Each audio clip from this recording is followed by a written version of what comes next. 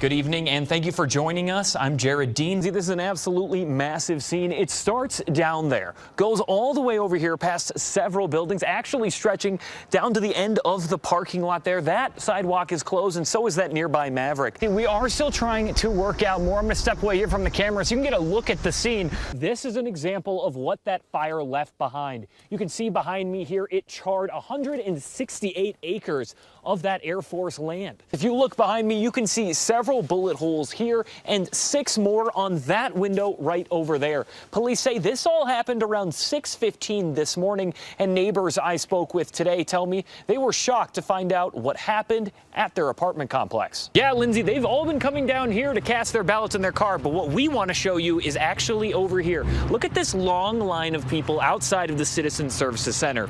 Of course, they'll be casting their ballots for president. Out of the gates just open, and fans are starting to come in, celebrating the Switchbacks' first ever USL championship. Blake, neighbors I spoke with today tell me every day around 3:30, kids walk on this path here to get into the neighborhood that's just behind us. Now, no one was injured in this shooting, but one neighbor I spoke with who lives in that neighborhood says she would have been worried about the kids' safety had this happened any later in the day. It was really a rough thing to imagine, because if it had been a few minutes later, it could have been a really different outcome. One woman who lives on the street the shooting happened wanted to remain anonymous, but tells me her house was hit by one of the stray bullets from the shooting. I had a hard time falling asleep last night. I was really thinking a lot about how scary that is. Others in the neighborhood tell me the streets are usually quiet. Everyone I spoke with today mentioned the kids that are walking home from school around that time. Innocent bystanders could have been hit, kids could have been hit, a bullet could have went through someone's house. The video we received from someone who lives in the neighborhood clearly shows a dark blue sedan speeding down Enchanted Circle, followed by a red sedan, and you can hear several shots ring out. There's a lot of crazy people out there filled with rage, and I just hope we get them off the streets. 11 News did receive a statement from Penrose Elementary School saying in part, quote, "Please know that the safety of our students is always our top priority. While this incident occurred outside of school grounds, we are taking every measure to ensure our procedures continue to protect students, staff, and families." Police tell me they have no suspects yet and no one was injured in this shooting.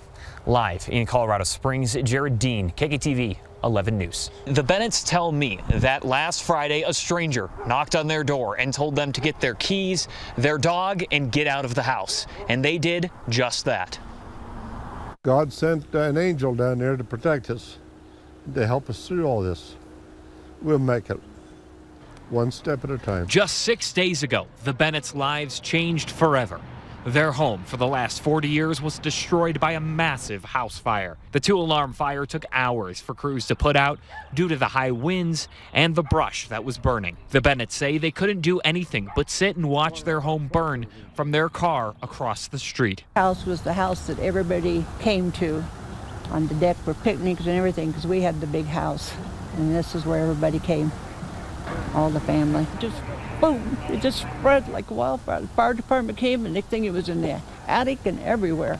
Decades of memories reduced to ash. Everything gone in a moment as the two rushed out of their home, saving themselves, and their entire home was considered a total loss.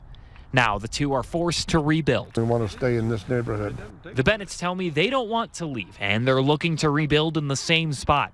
But for now, they're staying with family, a temporary replacement for their permanent home, now charred black from smoke and flames. This was our home, and it's hard to be looking at, but being a home and you lose it after 40 years, you got a lot of memories, a lot of family time, and it's tough. The Bennetts tell me they're working on raising funds for that rebuild, and they have set up a GoFundMe. You can find that link on our website, kktv.com, when this story is online. Live in Colorado Springs, Jared Dean, KKTV 11 News.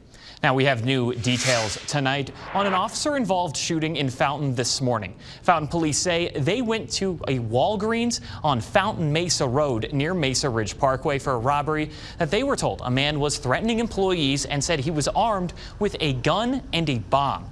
According to police, officers tried to arrest the suspect in the parking lot of a nearby business, and that's when they say 2 officers fired at least 1 shot hitting the suspect.